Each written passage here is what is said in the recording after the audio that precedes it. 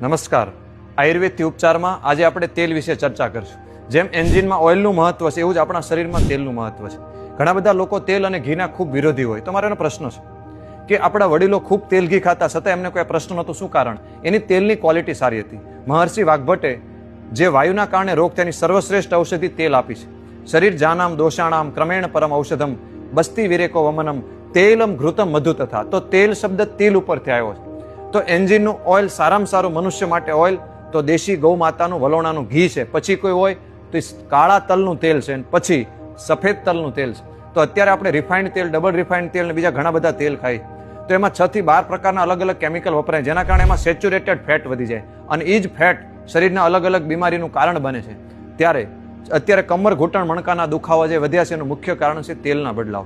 મારી ઓપીડીમાં આવનારા હજારો દર્દીના મારા અનુભવના આધારે કહું કે જે દર્દી તલના તેલમાં વઘારાને મોણ નાખે એને કમર ઘૂંટણ મણકાના દુખાવા ઓછા થાય અથવા ઝડપથી એમાંથી બહાર આવે છે.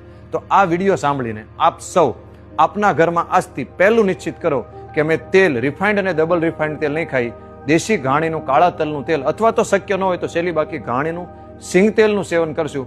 અને સૌથી ઉત્તમ છે લાકડાના ઘાણાનું અને કોલ્ડ પ્રેસ તેલ. તો તેલ બદલાવીએ અને આપણા સ્વાસ્થ્યમાં મોટો ફાયદો જણાશે.